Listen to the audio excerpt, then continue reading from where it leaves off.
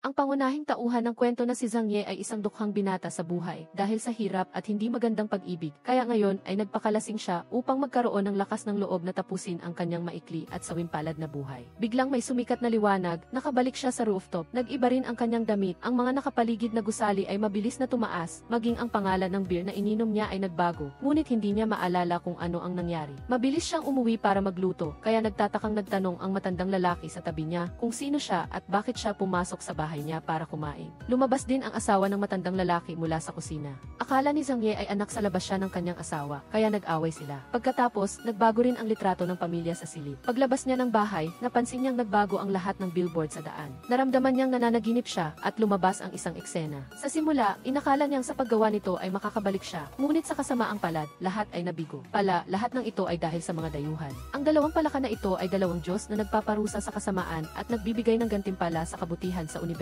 Araw-araw silang gumagala sa iba't ibang planeta at nagkataong pumipili ng matataas na antas na nilalang sa planetang iyon upang subukin kung maaari bang mamana ng planetang iyon ang sibilisasyon ng universo. Kung hindi, sisirain nila ang planetang iyon at muling lilikhain. Habang ginagawa ni Zhang Ye ang kanyang malayang pagtalon mula sa taas na daan-daang metro, ang dalawang palaka, dahil hindi nila mapigilan ang pang-akit ng masarap na pagkain, ay nagplano na gamitin ang kanilang super kapangyarihan para kumuha ng sugar-coated house candy, ngunit hindi nila sinasadyang dinala si Zhang Ye at ang kanilang Diyos sa sasakyang pangalangaang. Sa huli, wala silang nagawa kundi ipagsapalaran ito at itinuring silang dalawa bilang mga paksa ng pag-eksperimento para pag-aralan ang daigdig. Ilang araw nang gutom si Zhang Ye at sa wakas ay nakakita siya ng isang sausage sa basurahan, ngunit inagaw ito ng isang aso. Nagbago ang eksena, ang asong ito ay nakatali sa puno. Nang nanginginig na nakatingin sa kumukulong kaldero na para bang sinasabi, "Kuya, isang sausage lang ang kinain ko. Hindi mo naman siguro ako kakainin, di ba?" Hindi inaasahang dumating ang may-ari ng aso. Itinaas ang kanyang paa at sinipa ng diretso sa mukha ni Zhang Ye. Ang lakas ng sipa ay kayang yanigin ang isang kumpanya ng bakal. Makikita na mayroon siyang kaunting kasanayan sa martial arts. Malinaw na hindi sapat ang isang sipa, kaya sumugod ulit siya at sinuntok si Zhang Ye. Sa sandaling ito, galit na ipinaliwanag ni Zhang Ye na 3 araw na siyang hindi kumakain at sa wakas ay nakapulot ng isang sausage. Ngunit kinain lang ito ng aso niya. Sabi pa ni Zhang Ye na gusto niya itong paliguan, hindi kainin. Nang makita niyang nagkamali siya sa pag-unawa, narinig ni Zhang Ye na 3 araw na siyang hindi kumakain, kaya dinala siya ng babae sa hotel. Tamang-tama, ang hotel ay kumukuha ng empleyado, kaya nagpa siya si Zhang Ye na manatili muna para malampasan ang kasalukuyang hirap. Paggising ni Zhang Ye sa gabi para umihi, ang kanyang imahe sa salamin ay nahuhuli ng ilang segundo. Habang nagtataka siya,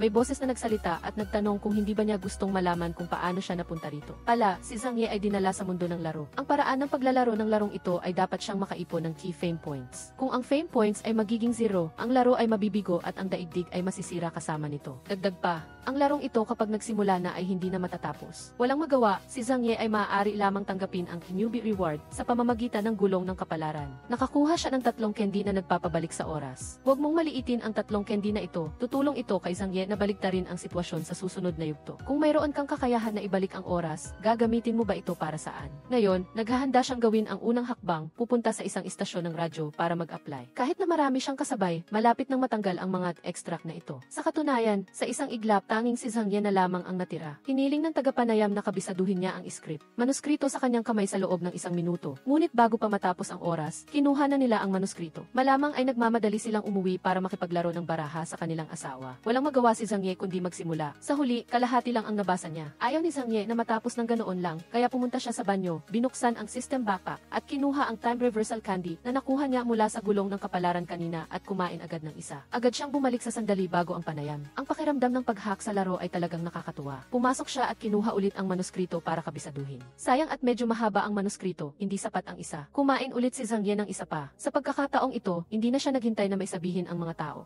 Agad kinuha ang manuskrito. Wala pang 1 minuto, sinabi ulit ng tagapanayam na huminto siya, ngunit hindi niya sila pinansin. Noong balak na nilang tumawag ng gwardya, natapos na ni Zhang Ye ang pagkakabisa. Ganoon na nga, pagkatapos kainin ang pangatlong candy, hindi na niya hinintay na magsalita ang tagapanayam. Kinuha niya agad ang manuskrito, sinilip lang ito at binalik, pagkatapos ay nagsimulang magbasa ng tuloy-tuloy. Nairitado ang grupo ng tagapanayam, ito na ba ang superb memory sa alamat? Mabilis na natanggap si Zhang Ye, umuwi siya para magpahinga. Isang maliit na babae ang maihawak na kutsilyo sa lig niya. Pala, Samantala, ang batang babae na ito ay ang babae na naipit at namatay ni Zhang Ye at sabay silang nag-traverse. Kahit na wala silang kapalaran na ipinanganak sa iisang araw, buwan at taon, mayroon silang kapalaran na mamatay sa iisang araw, buwan at taon. Mabilis na nagbahagi ng karanasan sa paglalaro ang dalawa. Kailangan ding mag-ipon ng T-Fame points ng babae. Ang paraan niya ay ang masipag na pag-aaral, kumuha ng magandang marka para makapag-ipon ng puntos. Kinabukasan, may kumpiyansa si Zhang Ye na pumasok sa istasyon ng radyo para magtrabaho. Kung walang magiging sorpresa, tiyak na magkakaroon ng sorpresa. Hindi inaasahan na ang leader na si Tianbin sa mundo ng laro ay ang parehong lalaking nagnakaw ng kanyang unang pag-ibig sa totoong buhay. Bukod pa rito, ninakaw din niya ang disease ni Zhang Ye, kaya siya naging EV sa istasyon ng radyo.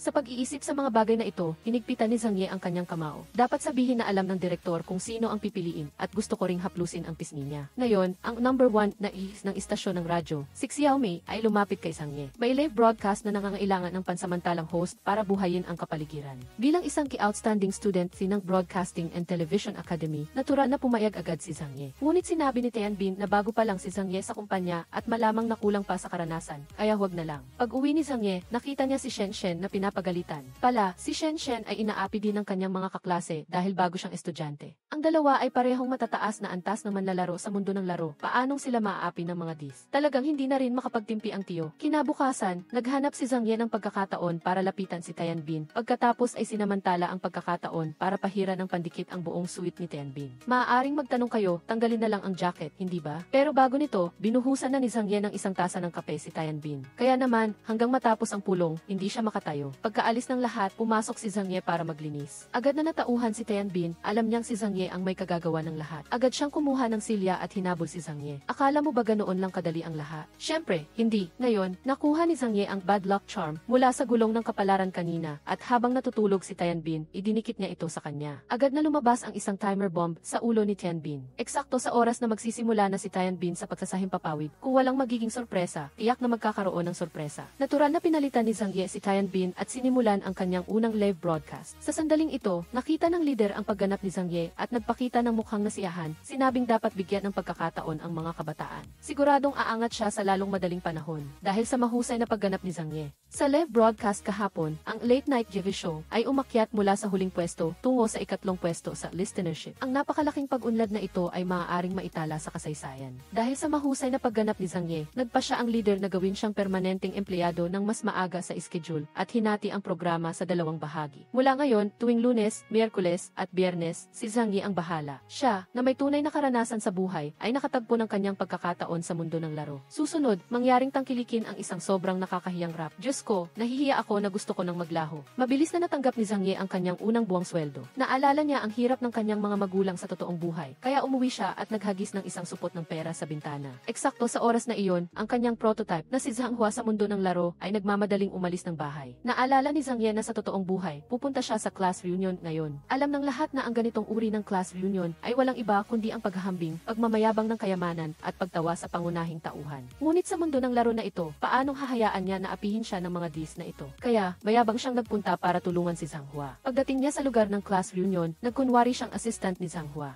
Tinawag ni Zhang Ye si Zhang Hua na binata, pagkatapos ay sinabihan siyang umuwi na dahil naghihintay ang amo, ang may bahay, at mahigit 1,000 empleyado. Pagkatapos, sumakay si Zhang Hua sa isang mamahaling kotse at umalis sa gitna ng paghanga ng nagkakagulo. Kinabukasan, maagang dumating si Zhang Ye sa istasyon ng radyo para makipag-ugnayan kay Xiao Mei. Sa sandaling ito, may isang magandang babae sa tabi ng dagat ang tumawag at sinabing pinili siya ng kanyang kasintahan na makipaghiwalay sa kanya para mag-aral sa ibang bansa. Lubos siyang nawala ng pag-asa at gusto na lang tumalon para tapusin ang lahat. Si Xiao Mei, na laging tinatawag na number 1 na ikil ng istasyon ng radyo, ay sumagot ng napakawalang ingat. Nakita ni Zhang Ye na hindi maganda ang sitwasyon. Dali-daling tumakbo sa broadcasting room. Pagkatapos ng ilang sandali ng pag-uusap, narinig niya ang tunog ng eroplano na umaalis at ng busina ng tren sa kabilang linya, kaya agad siyang tumawag sa pulis at humingi ng tulong sa lahat ng taxi driver para maghanap. Ngunit ang magandang babae na ito ay talagang gusto nang mamatay at hindi nakikinig sa anumang payo. Upang makakuha ng oras para sa rescue team, nagpa siya si Zhang Ye na kantahan ang babae. Sa huling sandaling ito, pagkatapos makinig ng babae, naramdaman din niya na nabuhay muli siya. Sa sandaling ito, natagpuan na rin ng rescue team ang lugar at sa wakas ay nailigtas ang tao. Ang lalaking ito ay nagligtas ng isang babaeng gustong magpakamatay sa pamamagitan ng isang kanta. Ang kantang ito ay hindi alam ng sinuman sa mundo ng laro. Di nagtagal, dumating sa istasyon ng radyo ang sikat na bituin na si Zhang Yuanqi. Gustong bilhin ang karapatan sa kantang ito. Ngunit dahil hindi si Zhang Ye ang sumulat ng kanta, tumanggi siya. Nagbigay ito ng pagkakataon sa Tianbin na iyon. Sa katunayan, inirehistro muna ni Tianbin ang karapatan at ibinenta kay Zhang Yuanqi sa mataas na presyo na 1 milyon. Bukod pa rito, ito para pahirapan si Zhang Ye. Nag-ayos pa si Tianbin ng mga tao na tumawag para manggulo sa programa at uminom pa ng alak sa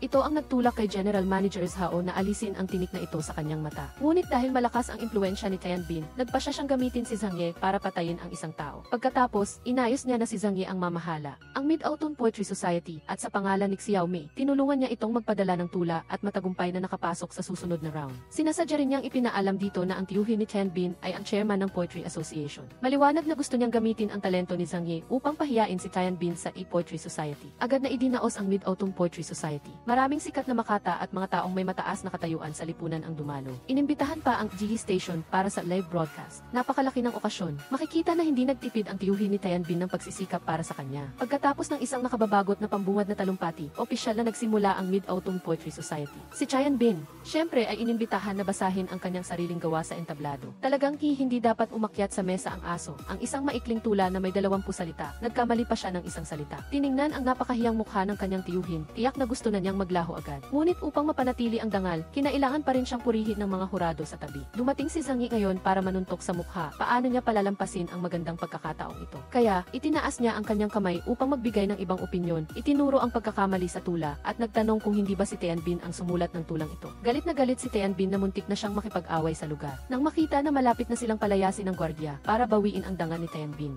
pinigilan agad siya ng kanyang tiyo at sinabing gusto niyang makipagpaligsahan sa tula kay Zhang Ye, Kiren's Deep na akma sa Moon Cake Festival, Tiki Strong Fu, kaya ang salitang buwan, Kiren, ang ginamit na paksa sa paglikha ng tula. Nagkatinginan ang dalawa, ang tiyo ni Tianbin, Ingise, ang unang nag-umpisa. Siya pa rin ang presidente ng National Poetry Association, kaya may kakayahan siya. Ngunit si Zhang Ye ay kabisado na ang 300 tang poems, GED, mula sa edad na 7. Hindi nagtagal ay nawalan na ng maisip ang tiyo ni Tianbin at hindi maiwas ang pagpawisan ng malamig. Pagkatapos nito, ang matandang lalaki ay tiyak na magiging sira at ang ngalan niya ay lalamunin ng limot at si Tianbin ay tiyak na matatanggal sa trabaho. Ngunit si Zhang Ye na gumawa ng gulo sa asosasyon ng tula ay tiyak na hindi na makakabalik sa estasyon ng radyo. Sa kasawiang palad, ang kumpanya ng Daliu, Ailu, ay nakita ang talento ni Zhang Ye. Inihanda kaagad ang isang imbitasyon. Kasalukuyan namang ina-record, Luili, ni Zhang Yuanqi, Kiren's Vinny, ang kantang ito. Pagkatapos ng recording, lahat ay nakadama na ito ay napaka-perpekto. Ang mga detalye at damdamin ay napakahusay. Ngunit sa sarili niya ay pakiramdam niya ay mayroon pa ring kulang. Kinabukasan, si Tianhua, Inho, nakatatapos lang paalisin sa kumpanya, ay nagtungo kay Zhang Yuanqi upang kumapit sa malaking puno. Sinabi niya ang kanyang nararamdaman nang isinulat niya ang kanta, at sinabing nang isinulat niya ang kantang ito, inilaan niya talaga ito para kay Zhang Yuanqi. Ngunit sinabi naman ni Zhang Yuanqi na ang orihinal na melodya ng kantang ito ay hindi kasing tono niya. Ang atmosfera ay naging napakailang. Sa sandaling ito, tumunog ang telepono ni Zhang Yuanqi. Si Zhang Ye, Kiren's Deep, ang tumawag at sinabi kay Zhang Yuanqi, Kiren's Vinny, ang totoo na ang kanta ay hindi isinulat ni Tianbin,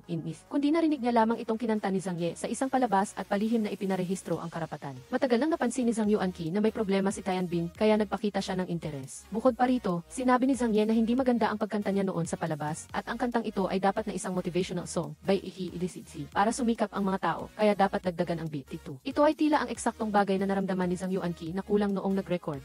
Sila kahapon, kaya nag-schedule siya na makipagkita kay Zhang Ye sa studio, upang subukan ito. Ibang-iba ang pakiramdam nito, napaka-enerhiya at epiko pakinggan. Pagkatapos, upang magpasalamat kay Zhang Ye, tinuringan pa ni Zhang Yuanqi, Kiren's Vinny, siyang kumain at sinabing umaasa siya sa susunod nilang pagtutulungan. Kinabukasan, pumunta si Zhang Ye, Kiren's Deep, sa bagong kumpanya para magsimulang magtrabaho. Ngunit inutusan lang siya ng pinuno na Mo Film TV. Ibig sabihin ay gayahin ang ilang sikat na programa sa ibang bansa. Ngunit naniniwala si Zhang Ye na may pagkakaiba sa kultura, kaya hindi ito angkop at sabay na nagmungkahi na gusto niyang gumawa ng isang singing talent show. Si The Twin Ides Kadi. Sa paunang round, Van Twin, lahat ng mga judge, Gimko, ay magsusuot ng mga mask, at makikinig sa musika ng hindi nagpapakilala. Kung gusto ng judge ang boses ng contestant, Jidsin, maaari nilang tanggalin ang kanilang mask at piliin ang contestant na iyon sa kanilang team. Kung mahigit 2 judge ang pumili sa parehong contestant, ang karapatan sa pagpili ay babaliktarin. Mapipili ng contestant kung aling judge ang sasalihan, ngunit naniniwala ang pinuno na ang planong ito ay hindi pa sapat na hinog at walang big data, na sumusuporta dito, kaya tinanggihan niya ito. Walang pagpipilian si Zhang Ye, Kiren's Deep, kundi buksan ang sistema ng Lucky Draw,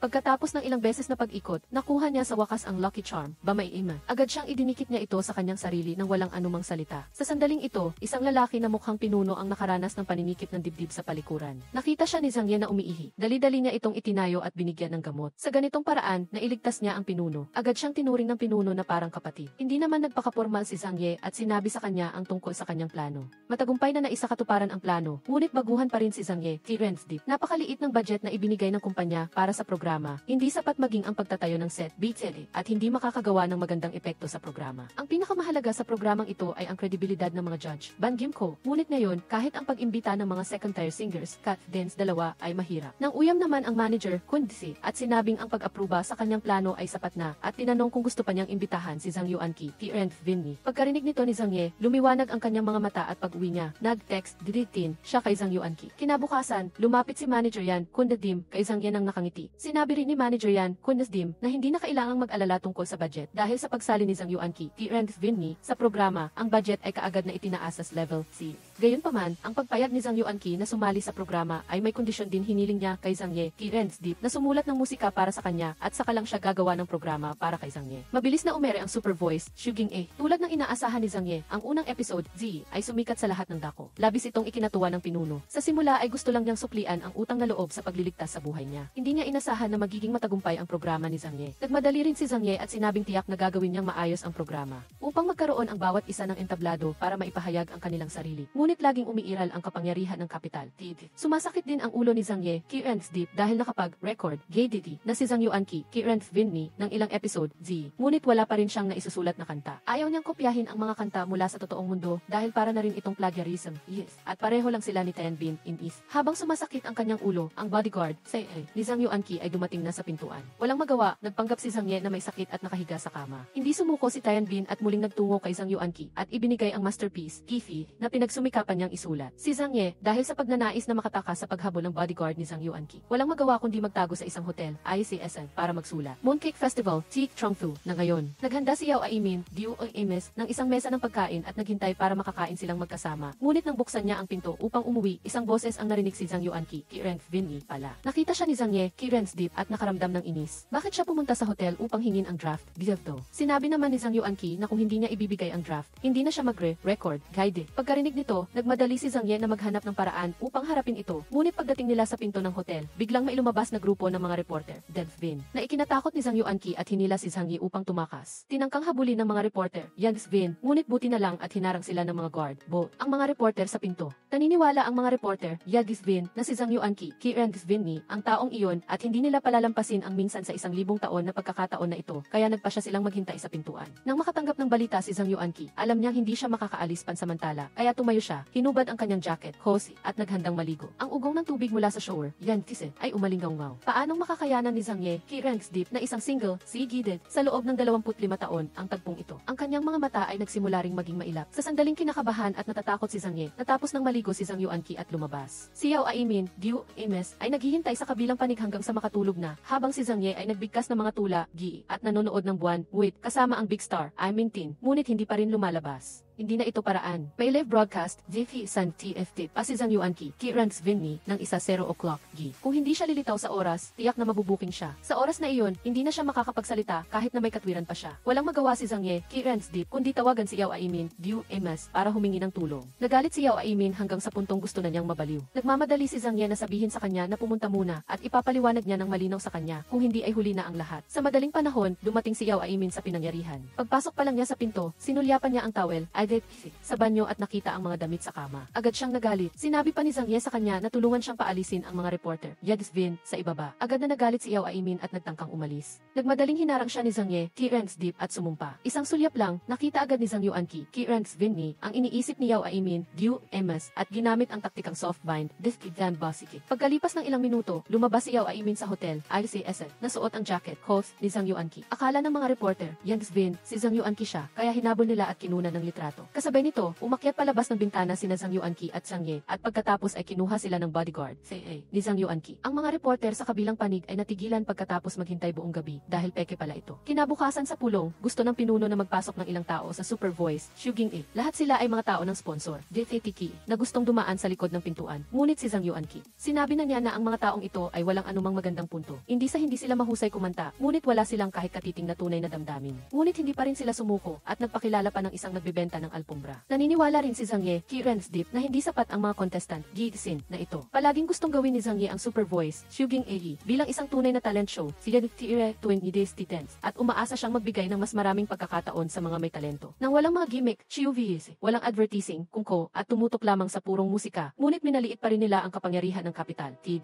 ang mga sumunod na contestant ay hindi na talaga mapanood. Pagkatapos mag-record, guide ng isang episode, Ziyi, walang sinuman ang nakapasa. Malinaw na sadyang may nanggugulo sa programa. Si Zhang Ye, Ki-Rensdip ay malapit na ring mabaliw sa galit. Hindi lang naman sa wala siyang magaling na contestant, Gi-Sin. Mayroon pa siyang super system, Shu Tidens. Pagkatapos, kinuha niya ang isang aklat tungkol sa rap, Gip, tinawag ang kanyang nakababatang kapatid na si Zhang Hua, Ki-Ren-Giho, at sila ay nagtanghal ng isang kakaibang performance, Titdi, na magkasama. Pagkatapos ng nakamamanghang rap, Gip performance, Titdi, mabilis silang sumikat. Ang programang Super Voice, Shuging Igi, ay umangat din tulad ng isang saranggola. Pinangalanan din nila ang kanilang grupo na kapatid na lalaki na naipit, Ani MG. Kinabukasan, umuwi si Zhang Ye at natuklasan na inempek na ni Yao Aimin, Diu MS, ang kanyang maleta. Malinaw na galit pa rin ito sa kanya tungkol sa pananatili niya kay Zhang Yuanqi, Ki-Rensdip. Gustong magpaliwanag ni Zhang Ye. Ngunit hindi siya binigyan ni Yao Aimin, Diu MS, ng pagkakataon. Naramdaman ni Zhang Ye, Ki-Rensdip, na masyado itong makitid ang isip at hindi siya naiintindihan. Sa pagkakataong ito, nagkaroon sila ng malaking pagtatalo. Ngunit nang paalisin niya si Zhang Ye, nilinis naman ni Yao Aimin ang kanyang silid. Sa gabi, si Shen Shen, Kidet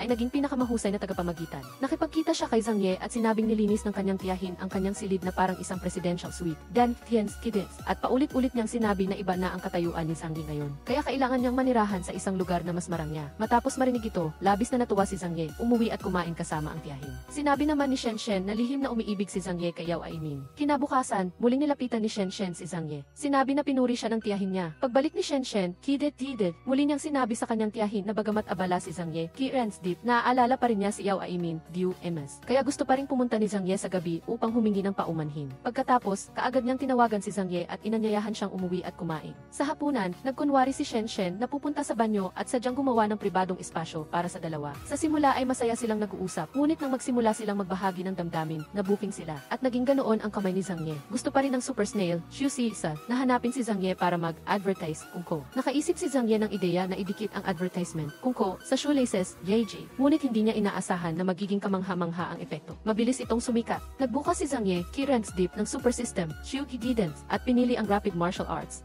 Series. Lumiwanag ang buo niyang katawan. Natutunan niya ito at para subukan ang epekto, inutusan niya ang kanyang nakababatang kapatid na suntukin siya. Ito ang unang pagkakataon na nakita ng kanyang nakababatang kapatid ang gayong kakaibang kahilingan. Baka sira ang super system, kaya inutusan niya ang kanyang kapatid na bigyan pa siya ng isa pang suntok. Sa sandaling ito, tumunog ang telepono. Wala palang kalahating oras ang nakalipas, napansin ng ilang hooligans, ang kanyang ama habang namimili. Sadyang binangga nila ang bisikleta, niya at pagkatapos ay ginamit na dahilan ang gasgas sa sasakyan upang humingi ng kompensasyon na 1,000 yuan.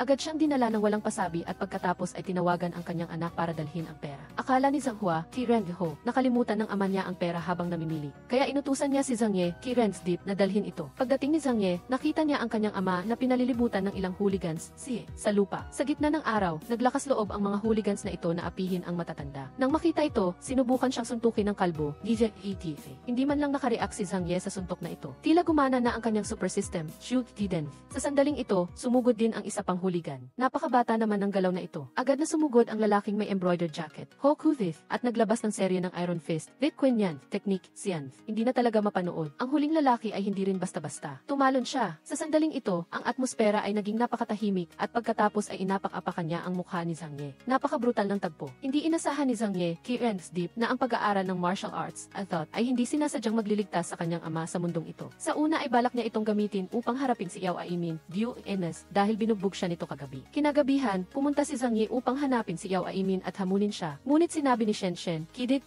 na umalis ang kanyang tiyahin at wala sa bahay. At nagreklamo pa na ang tiyahin niya ay parang isang mabangis na tigre dahil napakahigpit nito sa pangangasiwa sa kanya. Sa sandaling ito, dumating si Yao Aimin sa pinto at nagkataon namang narinig niya si Zhang Ye na ipinagtatanggol siya. Sinabi niya na kahit na si Yao Aimin ang tiyahin ng bata, itinuturing niya si Shen Shen na parang sarili niyang anak, bagamat medyo mabangis si Yao Aimin. Ngunit ang isang babae na nagpapatakbo ng ganoong kalaking hotel, ICS, kung hindi siya magiging mabagsik, tiyak na maaapi siya. Pagkatapos ng insidenteng ito, sa wakas ay naunawaan ni Yao Aimin, Diu MS, ang damdamin ni Zhang Ye, Ki-Rensdip. Pagkatapos, ibinalik pa niya ang susi ng silid sa binata. Ang misunderstanding, sa pagitan ng dalawa ay sa wakas na ayos na. Habang nagre-record, ng programa, nalaman ni Zhang Ye na ang listahan ng mga contestant, Gi-Sin, ay ganap na iba sa listahang pinlano niya. Sa sobrang galit, agad niyang itinigil ang programa. Kung mananatiling ganoon ang kalidad ng mga contestant, hindi na kailangang ipagpatuloy ang recording. Sa kabilang panig, nilapitan ng sponsor, DTTKI, si Director Yang Gimtie, at sinabing sa kasalukuyang sitwasyon, napakahirap ipagpatuloy ang pagtutulungan. Pagkatapos ay binigyan siya ng isang itim na kahon at sinabihan siyang pag-isipan kung paano lutasin ang problema. Kasabay nito'y ipinahiwatig na maaaring palitan ang AFI at mga hurado, basta't nandyan pa ang programa, walang problema. Nang gabing iyon, naghanda si Director Yang ng isang hongmen banquet at inanyayahan si Zhang Ye na kumain. Pagkatapos, nagkunwari siyang handa na siyang ibigay ang buong kapangyarihan sa programa kay Zhang Ye. Dahil bata pa si Zhang Ye, naniwala siya at dahil sa pagpapahalaga sa tiwala at pagkilala ng pinuno, ininom niya ang lahat ng baso. Pagkatapos ay umuwi siya sa kanyang hotel room na lasing at natuklasan ang isang malaking itim na maleta sa unan. Binuksan niya ito at nakita na puno ito ng pera. Nang sandaling iyon, tulala si Zhang Ye.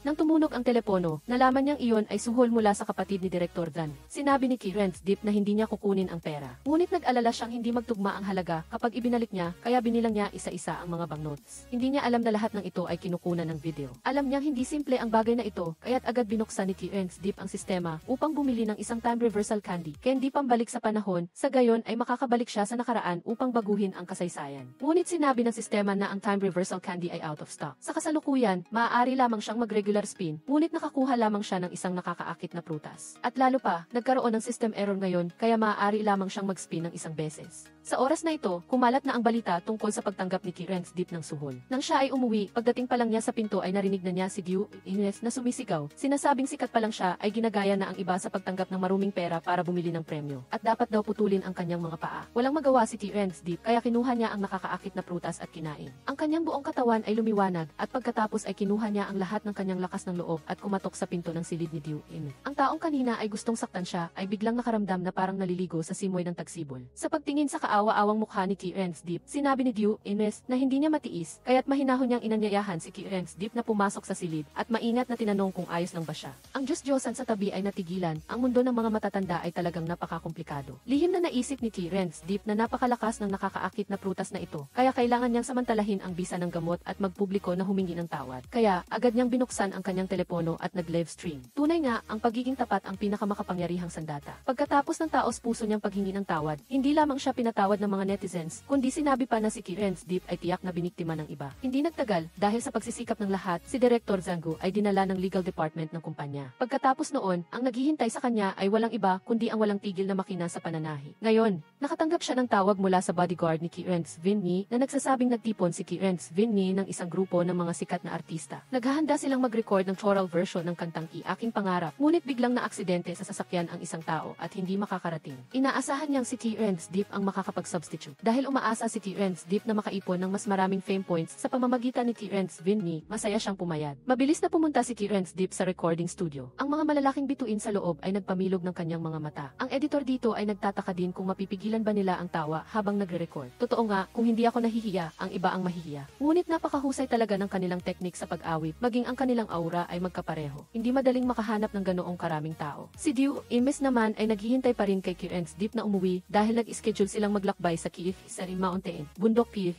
bukas ng umaga. Matapos ang recording, sumunod na umaga na. Nagmamadaling umuwi si Kirens Deep, ngunit nahuli pa rin siya ng isang hakbang. Nauna nang umalis si Diu Ines at si Tidit. Sa ngayon, naglilibot ang dalawa kasama ang tour guide. Di nagtagal, dumilim ang langit at bumuhos ang ulan. Kailangan ng lahat na magtago sa isang kuweba upang sumilong sa ulan. Sinubukan pa nilang tumawag para humingi ng tulong, ngunit walang signal dito. Kung walang hindi inaasahang pangyayari, kung hindi ay tiyak na magkakaroon ng sorpresa. Ang malakas na ulan ay nagdulot ng malawakang pagguho ng lupa sa tourist area. Natabunan ng lupa at bato ang bukana ng kuweba at hindi na talaga makalabas ang lahat. Nang gabi na, saka lang nakita ni Kirens Deep ang balita. Ang tourist area ng BDF Mountain, Bundok PDF, ay nagkaroon ng landslide dahil sa malakas na ulan, mahigit 10 turista ang nawawala at hindi pa rin matukoy ang kanilang kinaroroonan. Nataranta si Kirens Deep, ilang oras nang nakulong ang mga tao roon, ngunit hindi nag-alala si Tidit dahil alam niyang ito ay isang gaming world. Tiyak na pupunta si Kirens Deep para iligtas sila. Talaga namang siya ay patungo na roon at binuksan pa ang sistema. Itinaya ang lahat ng kanyang fame points para ispin ang lucky charm. Ngunit ang nakuha niya lang ay isang tumpok ng walang kwentang bagay. Nang dumating siya sa tourist area, nag-alala ang mga empleyado na mapanganib ito, kaya hinarangan siya at hindi siya pinapasok. Wala nang nagawa si Kirens Deep kundi dumaan sa ibang daan paakyat sa bundok. Habang naglalakad, tinawag niya ang pangalan ng dalawa, ngunit wala siyang natanggap na tugon. Kung ganito, para siyang naghahanap ng karayom sa tumpok tampok ng Dayami. Kailangan niyang mabilis na hanapin sila ngayon, kung hindi, bawat segundong pagkaantala ay dagdag na panganib. Kaya binuksan niya ang sistema, pinili ang stimulant at ang animal language card ng wika ng hayop. Ang kanyang buong katawan ay lumiwanag at nagsimula siyang tawagin ang mga hayop upang tanungin sila tungkol sa kinaroroonan ng dalawa. Sa sandaling ito, may boses talagang sumagot sa kanya. Yumuko siya. Nalaman na isa pala siyang cute na animated na kuhol pero madali itong maunawaan. Dahil isa itong mundo ng laro, si Kirens Deep ay nagmamadaling nagtanong dito kung may nakita ba itong grupo ng turista na dumaan dito mukhang isang direksyon lang ang language card, kaya maaari lang itong makatulong sa mga hayop na maunawaan ang sinabi ni Kirens Deep. Ang kuhol ay walang magawa, kaya ito ay gamit lang ang cute nitong maliit na ulo ay walang tigil na tumuro sa unahan. Si Kirens Deep ay sumunod sa direksyon na itinuro ng kuhol at walang tigil na naghanap. Sa tuwing nakakakita siya ng isang kuhol ay pupunta siya at magtatanong. Ang bawat kuhol ay nagturo ng daan para kay Kirens Deep na parang sila ay naging mga signpost sa kahabaan ng daan. Dapat sabihin na ang direktor ay talagang napakamalikhain. Ilang araw nang nakulong ang mga tao roon at malamang napaubos na ang oxygen sa kuweba. Sa sandaling ito, nagmungkahi ang isang matanda na gamitin ang natitirang baterya ng telepono upang mag-record ng isang video message para sa kanilang mga pamilya. Maging si Tides, na noong una ay walang bahala, ay kinuha ang kanyang telepono, balak mag-iwan ng huling habilin kay Kirens Deep. Agad na kinuha ni Diu ang telepono, inalis ang pangamba ng lahat na kailangan nilang mabuhay ng may pag-asa at tiyak na may darating upang iligtas sila. Tamang-tama, sa sandaling ito, sa wakas ay natagpuan din ni Kirens Deep ang lugar na ito. Tuwang-tuwa ang lahat, ngunit nang nagsimulang tanggalin ni Kirens Deep ang ilang bato, nag-alala si Diu para sa kanyang kaligtasan at sinabihan siyang humanap ng tutulong. Sa sandaling ito, sinabi ni Kirens Deep na nakakita siya ng isang bato at kapag natanggal ito, maililigtas na niya ang lahat. Ngunit nang ginamit niya ang lahat ng kanyang lakas upang igalaw ang bato, sa wakas ay bumukas ang bukana ng kuweba. Ang mga tao sa loob ay nagtakbuhan palabas na parang mga bubuyog na kumawala sa bahay pukyutan. Patuloy na tumawag sina Diu at Tide at sa huli ay nakarinig sila ng isang mahinang sagot. Si Kirens Deep pala ay naipit sa ilalim ng isang malaking bato at mukhang mamamatay na siya. Agad na kinuha ni Diu ang kanyang telepono upang tumawag ng emergency. Ngunit sa sandaling ito, sinabi ni Kirens Deep, maaari ba siyang halikan ni Diu Sa ganoong paraan, hindi na nawala ng kabuluhan ang kanyang pagdating sa mundong ito. Upang matupad ang huling hiling ni Kirens Deep, hinalikan siya ni Diu Matapos halikan, itinaas ni Kirens Deep ang kanyang ulo sa isang tabi, tila nalagutan na ng hininga. Sina Tide at Diu ay umiyak ng matindi. Patuloy pang inalog ni Diu si Kirens Deep, sinusubukang gisingin siya. Kamatayan ang katapusan ng buhay, ngunit nakalulungkot na hindi pa ito ngayon. Si Kirens Deep pala ay nagpapanggap lang. Kung hindi siya pipitikin, makasalanan talaga siya sa luha ng dalawang dilag. Nang gabi, dinala ni Kirens Deep si Diu sa party ni Kirens Vinny. Sa sandaling ito, may isang dayuhan na nanunukso sa waitress. Lumapit si Diu at sinipa siya, kaya't bumagsak siya sa lupa. Siya pala ang sikat na world-class na billiard master, si Tinsy Defe. Sinabi ni Kirens Deep, ano ang ipagmamalaki ng isang billiard master? Maging ang 7 taong gulang na bata sa amin ay marunong maglaro. Hindi pa nasasaktan ng ganoon si Tinsy Defe, kaya hinamon niya si Kirens Deep sa isang laban. Katatapos lang matuto ni Kirens Deep ng martial arts at naghahanap ng mapagsasanayan. Siyempre, agad siyang pumayag. Nako, sinabing magpapatayan, bakit naging billiards? Ngunit ang salita ay nasabi na, hindi na mababawi pa. Nagmamadaling tumakbo si Kirens Deep sa banyo at tinawag ang sistema. Ngunit sakto namang under maintenance at nag-u-upgrade ang sistema ngayon. Hindi ko alam kung mayroon silang line na sinasaktan dito. Ngayon, maaari lang siyang sumugal. Mabilis na nagsimula ang laban. Nang mag-umpisa si Tinsy Defe, walang tigil siyang umiskor. Nang si Kirens Deep na, mabilis na naging 6-0 ang iskor. Kung magpapatuloy ito, tiyak na matatalo siya. Binuksan agad ni Kirens Deep ang super system, pumili ng isang stimulant pill. Mayroong isang walang kamatayang kasabihan sa billiard table. Ang lakas ang lumilikha ng himala. Kumuha si Kirens Deep ng isang posisyon na ikinamangha ng lahat. Ang tira na ito ay direktang tumago sa puting bola. Maging ang dalawang ekspertong referee ay hindi pa nakatagpo ng ganoong kaso. Matapos mag-usap, sa huli ay hinatulan pa rin nilang talo si Kirens Deep. Mukhang ang paggamit lang ng stimulant pill ay hindi sapat para manalo sa laban. Walang magawa, pumunta si Kirens Deep sa banyo at tinawag muli ang sistema. Sa ngayon, maaari lang niyang gamitin ang billiards manual na ito. Bumalik si Kirens Deep sa eksena at humingi ng pahintulot sa referee na huwag gumamit ng kwe, baston, dahil napakalakas ng kanyang kamay. Habang nagsasalita, madali niyang nabali ang kwe sa kamay ng kanyang kalaban. Nagpakita ng paghamak si Tinsy Defe at syempre, hindi siya tumutol. Naalala rin ng referee ang insidente ng tinamaan niya ang puting bola at tumagos ito, kaya pumayag siya. Nang si Kirens Deep na ang titira, naghanda siyang puntiryahin ang bola. Pagkatapos ng ilang operasyon, muling ginamit ni Kirens Deep ang kanyang daliri at tuloy-tuloy na umiskor. Sa wakas, nanalo rin si Kirens Deep sa unang laro, 6-1 isa ang score. Sa sandaling ito, halos mabaliw na si Inith sa bar dahil itinaya niya ang lahat ng kanyang ari-arian na matatalo si Kirensdeep. Kung nagkaroon ng pagkakamali, malulugi siya. Samantala, patuloy pa rin sa pag-opera si Kirensdeep, lalo pang sumikip ang score. Di nagtagal, dumating na ang deciding round, deciding game. Pagkatapos ng mahigit 1-0 laro, nasugatan na ang daliri ni Kirensdeep, habang si Tinzi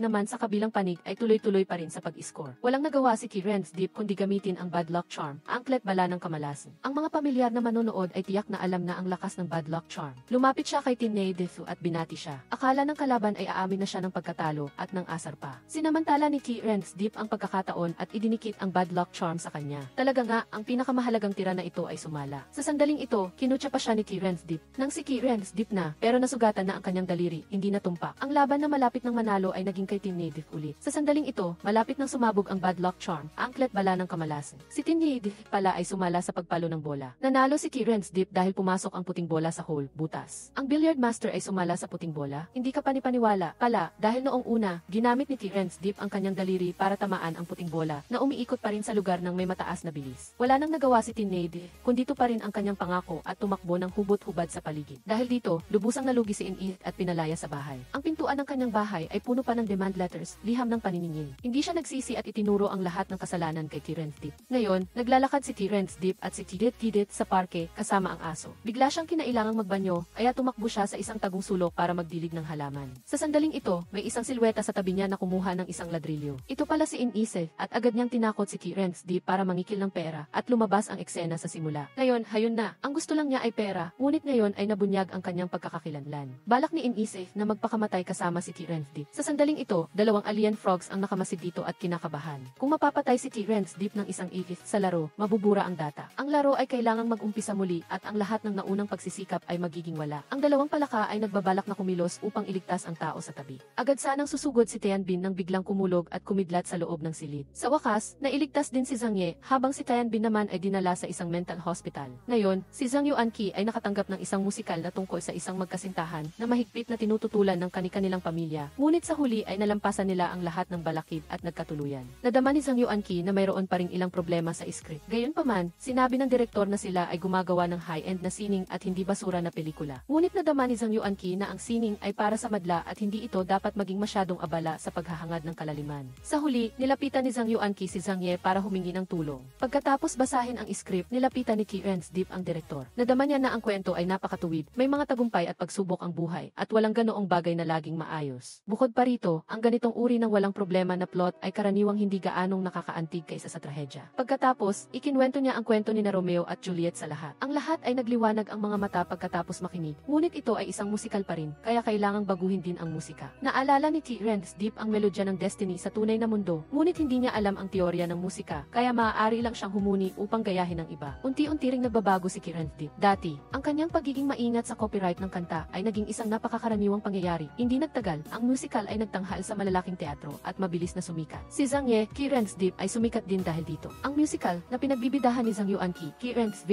sa direksyon at musika ni Zhang Ye, Kirensdeep ay umani ng maraming papuri. Ngayon, nagdagdag pa sila ng 1-0 pagtatanghal at mahirap makabili ng tiket. Napansin din ni Shen Kides ang pagbabago ni Zhang Ye, Kirensdeep at tinanong kung paano niya ito planong lutasin. Ipinaliwanag ni Zhang Ye, Kirensdeep na gusto rin niyang isulat ang pangalan ng orihinal na may akda, ngunit ang mga taong ito ay talagang hindi umiiral sa mundong ito. Kahit sabihin pa walang maniniwala, kapag nagkaroon ng pera ang isang tao, magsisimulang maging mayabang. Sa sandaling ito, nag-aalinlangan din si Zhang Ye, kaya pumunta siya sa banyo at humingi ng tulong sa sistema. Kumuha ang sistema ng isang bote ng T-Confidence Potion at sinabi sa kanya na pagkatapos inumin ito, mas magiging kumpiyansa siya, makakagawa ng tamang pagpili, at madaling makakakuha ng mga reputation point upang makabalik sa tunay na mundo sa lalong madaling panahon. Walang pag-aalinlangan, kinuha ni Zhang Ye ang bote at ininom ito hanggang sa huling patak. Mula noon, tuluyan ng lalakad si Zhang Ye sa maling landas. Unti-unting naging mayabang si Zhang Ye at ipinapakita ito sa lahat. Ngayon, dumalo siya sa isang press conference at hiniling siya ng host na ibahagi ang kanyang damdamin tungkol sa kanyang paglikha. Tinatanong ng host kung paano niya sinulat ang Kay Romeo at Juliet. Sinasabi ni Zhang Ye na ang dulang ito ay isa lamang maliit na bahagi ng kanyang napakaraming obra maestra at ang mga artista sa buong mundo ay hindi katumbas ng kanyang talento. Ang confidence potion ay talagang nagpapawala sa isang tao ng kanyang sarili. Pagkatapos, mayabang na tinugtog ni Zhang Ye ang isang piyesa ng piano. Naramdaman ni Yao Aimin at Shen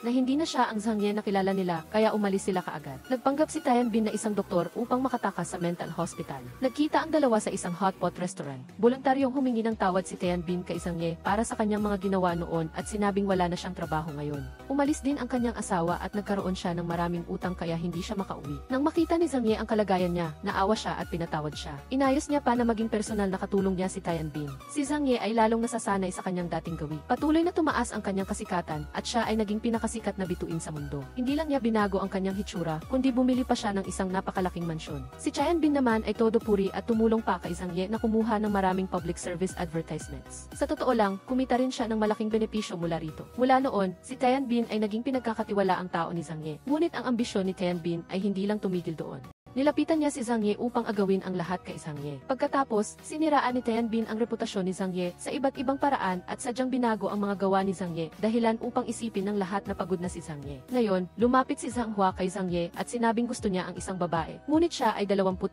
taong gulang na binata at walang ideya kung paano manligaw sa mga babae. Kaya, dinala siya ni Zhang Ye upang pumili ng damit, baguhin ang kanyang sarili at matyagang itinuro sa kanya kung paano gumamit ng kutsilyo at tinidor. Ngunit ang go na kapatid na ito ay patuloy na tinatawag siyang Kuya tuwing nakakakita ng magandang babae. Talagang isang kuya na mayaman. Pagbalik nila sa hotel, abala siya sa pagkain ng pakwan at panonood ng pelikula. Nang tanungin siya ng magandang babae kung anong oras na, sinabi niya na medyo gabi na at inalok siyang ihatid pa uwi. Ang kilos na ito ay ikinagulat ng babae na nag-iisip, nasa hotel na ako kasama mo, pero gusto mo akong ihatid pa uwi. Kaya, ang babae ay todo landi at sinabing gusto niyang maligo. Hulaan ninyo kung ano ang sagot niya. Sinabi niya na maligo lang siya ng komportable at pagkatapos maligo, huwag niyang kalimutang isara ang pinto. Pagkatapos ay tinalikuran siya at umalis. Dahil dito, inanyayahan ng babae si Zhang Ye sa hotel para mag-relax. Nag-alok siya ng lahat ng uri ng swell favor at paglalandi para sumikat, ngunit hindi man lang natinag si Zhang Ye. Nagalit ang babae dahil dito. Sa sandaling ito, tumawag si Tianbin at nagkasundo ang dalawa. Hindi nagtagal, nagdulot ng kaguluhan sa publiko ang issue ng pag-sponsor ni Zhang Ye sa isang aktres. Walang binigay na pag-asa si Tianbin kay Zhang Ye. Samantala, habang lasing si Zhang Ye, inilipat niya ang lahat ng ari-arian at copyright na nakapangalan kay Zhang Ye sa pangalan niya. Kinabukasan, paggising ni Zhang Ye, nasa loob na siya ng mental hospital.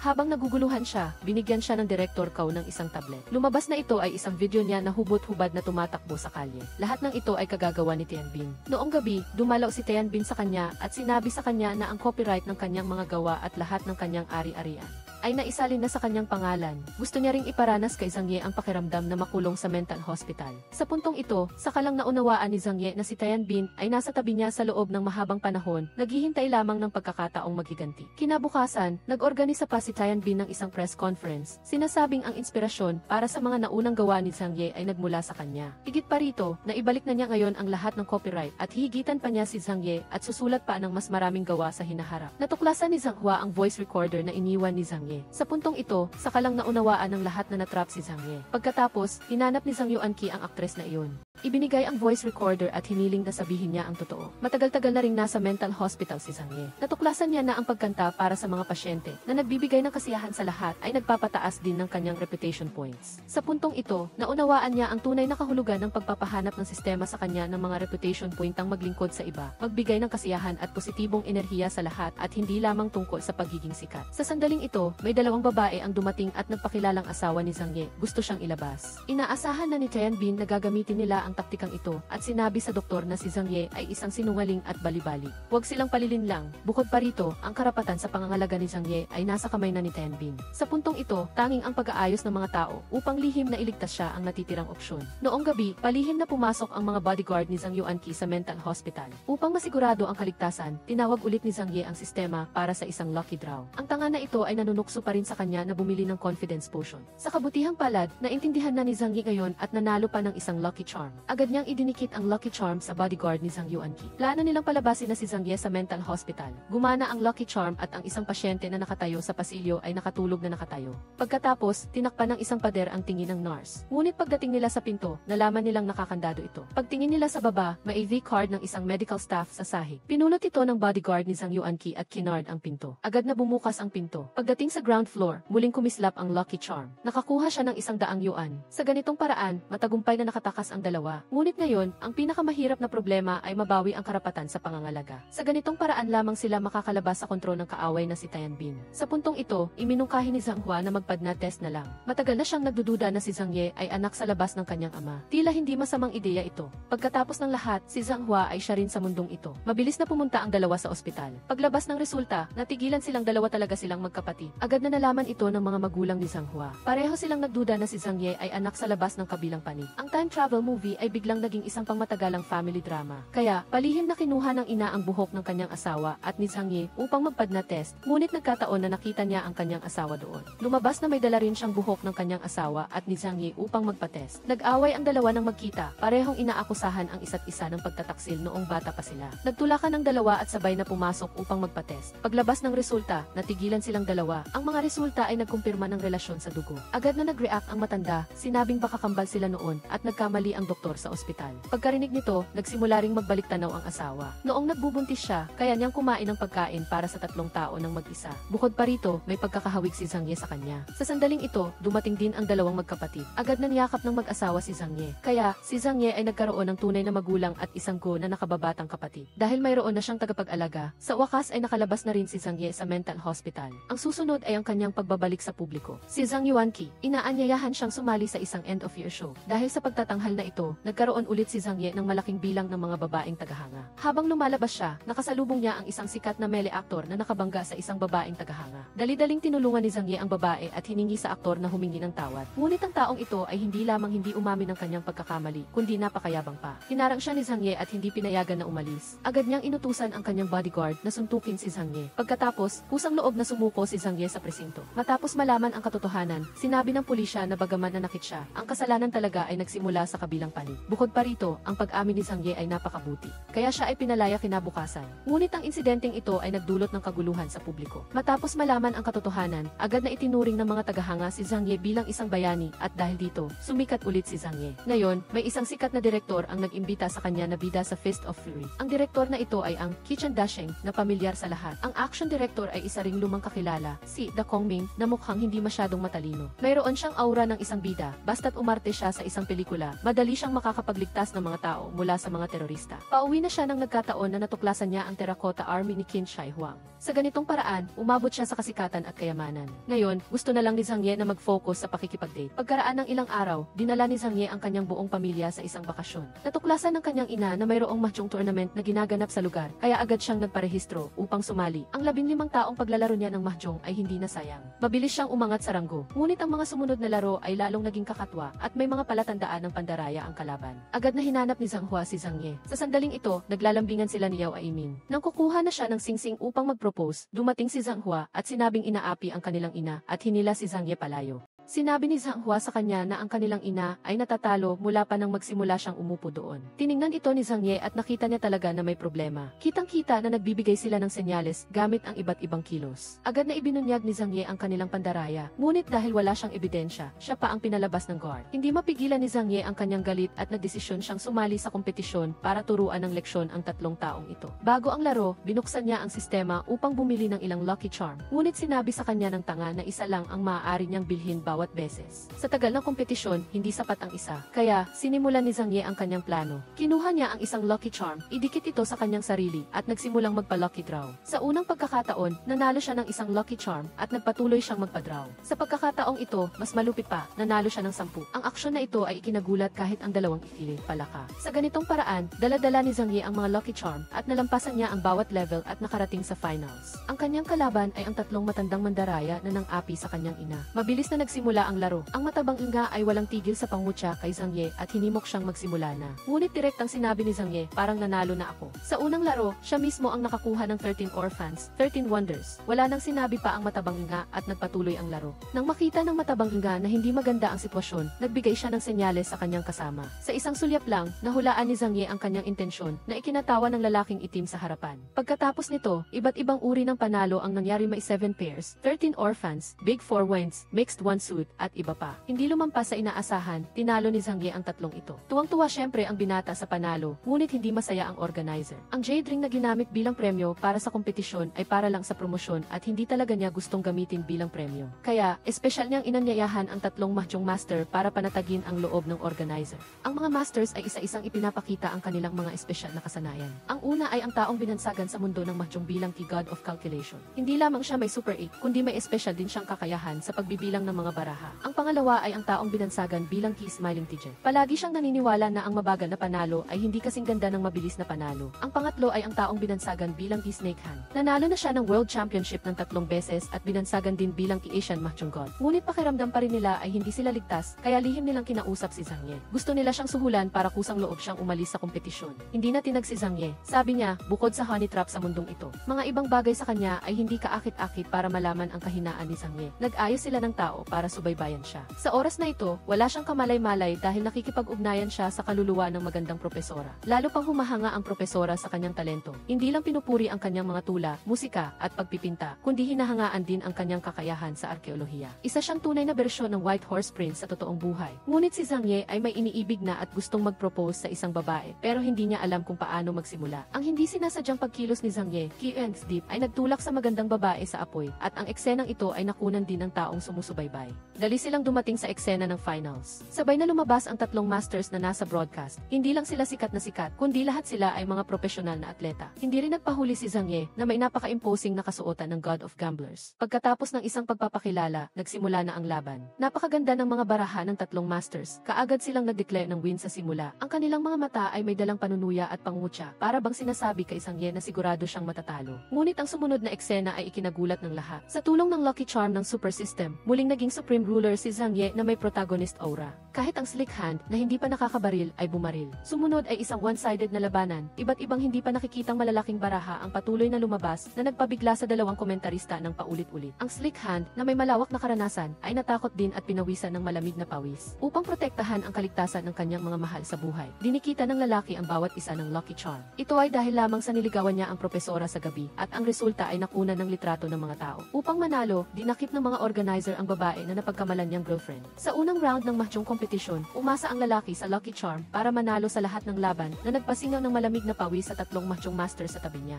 Agad niyang kinuha ang girlfriend, BFG, niya upang takutin siya. Tiningnan ng lalaki ang girlfriend, BFG, sa tabi niya, nalito at nagbiro, sige, ikaw na ang kumilos. Akala ni Slick Hand ay isa na hindi narinig ng malinaw ng binata, kaya inulit niya. Sa pagkakataong ito, hindi maintindihan ng tatlong masters, kaodili, kung ano ang nangyayari, kaya kinuha nila ang litrato. Nang makita ng lalaki ang litrato, agad siyang nakaintindi. Upang protektahan ang kaligtasan ng kanyang mga mahal sa buhay, dinikita ni Zhang Ye, Key Ends Deep, ang bawat isa ng isang Lucky Charm, bamay ime. Sa huli, sinabi ni Zhang Ye, Key Ends Deep, ang totoo sa kanyang girlfriend, BFG, sinabing tinatakot siya. Kung hindi siya magpapatalo ng sadya sa paligsahan, sisirain nila ang buhay ng propesora. Sa sandaling ito, nag-react din ang girlfriend, BFG, at nagtanong, hindi malinaw ang relasyon ninyong dalawa. Kung hindi, bakit hindi nila siya dinakip? Upang itanggi ang relasyon sa propesora, at para rin ang girlfriend, BFG, ang gumawa ng paraan para iligtas ang tao. Agad na sumumpa ang lalaki na wala siyang anumang relasyon sa babaeng iyon. Kung siya ay nagsisinungaling, siya ay tatamaan ng kidlat at bit. Nang makita na si Zhang Ye, Key Ends Deep, ay masyadong makatuwiran, BFG, pumayag ang girlfriend, si Gisefgi, na iligtas ang tao. Bagaman malakas ang martial arts, setsen, ng girlfriend, BFG, hindi pa rin mapakali ang lalaki na hayaan siyang makipagsapalaran, kaya ibinigay niya ang huli niyang Lucky Charm, bamaifna. Ang mga susunod na laban ay kailangan niyang harapin ng mag-isa. Ang mga organizer, Ban PG, sa kabilang panig, upang matiyak ang kaligtasan, ay nais na dakpin pati ang kanyang buong pamilya, Nigi. Ngunit lahat sila ay may nakadikit na Lucky Charm, bamay eme. Nagsimula ang isang one-sided crushing, House Diffie, Lan, ng swerte, may ima. Ang unang lumabas ay ang nakababatang kapatid na nag-yoga. Sakto noong atake na sana ang assassin, dahil Dili, tinamaan siya ng soccer ball, Kubyan. Kaya, tinakot niya ang batang naglalaro ng soccer, Dian. Pagkatapos, hinabol ng tatay, siya, ng bata ang assassin, dahil Dili, kung saan-saan. Ang pangalawang target ay ang kanyang mga magulang, Bidi. Ang resulta, naligaw, Gaya Defidi. Ang dalawang matanda, nagpaikot-ikot at hindi mahanap ang daan pauwi. Ang assassin, Tidif SPD, sa kabilang panig ay nalito, BC Mei rin. Ang pangatlo ay si Shen, Tidif, ang matakaw, Dam-Eni, na bata. Dahil sa sobrang dami ng dala, nahulog niya ang isang saging, Kuchui, sa lupa. Ang assassin, Tidif SPD, na atake sana ay napunit, Bidef, sa lugar. Ang pang-apat ay ang kanyang girlfriend, si Gisefgi, na siyaw ay Min, Diu, Emma. Dumating siya upang iligtas ang dinukot na propesora, Diu. Nakaitim siyang naglalakad sa hallway, Den lang, at nakita ang guon, Tizese, na nagbabantay sa pinto. Agad siyang naghinuha na ito ang lugar ng pagkakulong. Mabilis siyang pumasok at sinira ang pinto. Sa harap ng malakas na babae, ang assassin, TFED, na ito ay malinaw na may kaunting kakayahan. Isang simpleng exercise routine by Gi-is Jaggi ay naging powerful, A.E. Sinfong. Maging si Yao Aimin, Diu Ines, ay kinailangang seryosohin ang pagharap. Ngunit ang Lucky Charm, ba may MS, ay hindi nagbigay sa kanya ng pagkakataong magpakita. Biglang inatake sa puso ang assassin, TFED, bumula ang bibig, si Gi-Ifi. Nagmamadaling naghagis ng dart, Fate Yu, ang pangalawang assassin, TFED. Ngunit nasalo ito ni Yao Aimin, Diu Ines. Sa ganitong paraan, nailigtas ang propesora, Diu. Mabilis na nagsimula ang second round, hip 2, dahil wala ng Lucky Charm, ba may MS, naging beginner, Tai A. Siya, patuloy na natalo sa matchong table, BFTV. Sa harap ng sunod-sunod na atake ng tatlong masters, Kaogi, wala siyang lakas na lumaban, Youth Event. Upang makabili ng mas maraming anting-anting, nag-alok siyang mag-car, ngunit tinanggihan ng reperi. Sinabi pa nito na kung kailangan nila, maaari nilang ayusin doon mismo. Sa pagkakataong ito, sunod-sunod na bumalik ang kanyang mga miyembro ng pamilya. Kinindatan din siya ng kanyang nobya. Sa puntong ito, panatag na ang loob ng lalaki na maglaro. Ngayon, kung mananalo lang siya sa larong ito, makukuha na niya ang panalo. Lihim na naisip ng lalaki na hindi siya katapat sa diskarte. Kaya't maglalaro siya ng laro ng panlilinlang laban sa kanila. Kaya, inilimbag niya ang mga baraha sa kanyang mukha at sadyang nagkunwaring natitigatig. Nang makita ang natitigatig, inakala niya na si Zhang Ye, binago ang pangalan, ay nakakarinig ng timog na baraha, kaya't pinalitan niya ang timog na baraha na kinuha niya sa isang silangan na baraha at sa huli ay ipinasa niya iyon. Ang resulta, nakakuha si Zhang Ye ng 8 puntos ulit. Imposibleng makuha ulit. Alam niyo ba, ang tatlong international masters na ito ay tumumbling sa 8 puntos. Lumalabas na ginamit niya ang timog na barahang palawit na regalo ng kanyang ina. Naglaro siya ng kasanayan ng panlilinlang at sa huli, nanalo siya sa pinakamataas na pinagsamang puntos. Ginamit din niya ang pagkakataong ito para mag-propose sa kanyang kasintahan. Sa harap ng walang katumbas na jade na singsing, sumuko na lang ang dalaga. Naglaro sila ng baraha ng gabing iyon. Nagkaroon ng dark circle sa mata ang dayuhan dahil nagpuyat siya sa panonood ng live broadcast kinabukasan. Dahil na rin sa nakumpirma na niya ang relasyon niya sa kanyang kasintahan, nagsimula siyang mag-isip tungkol sa hinaharap dahil may wakas din ang mundo ng laro. Kung babalik siya sa realidad, ano kaya ang mangyayari sa mga kamag-anak at kaibigan dito? Hindi ba't kailangan niyang tiisin ang sakit na ito, maging sa mundong ito o sa kanyang sariling mundo? Naakit si Zhang Ye, binago ang pangalan, sa ideya na manatili na lang dito magpakailanman. Ngunit sinabi sa kanya ng dayuhan na ang lahat ng manlalaro na may ganitong pag-iisip ay kalaunan ay pinapalis ng sistema. Lihim na bumalik ang lalaki sa kanyang silid at kailangan niyang harapin ang kanyang kasintahan na walang kabusugan ang hiningi. Agad siyang tinanong nito kung hindi na ba siya pinahahalagahan ni Zhang Ye dahil nakamit na niya at baka nagbago na ang kanyang puso at iiwan na niya ito. Kung maglakas loob siyang gawin iyon, babaliin niya ang kanyang mga binti at sa pinakamasama, aalagaan na lang siya nito habang buhay. Naantig si Zhang Ye sa matapang na pananalita ng kanyang kasintahan.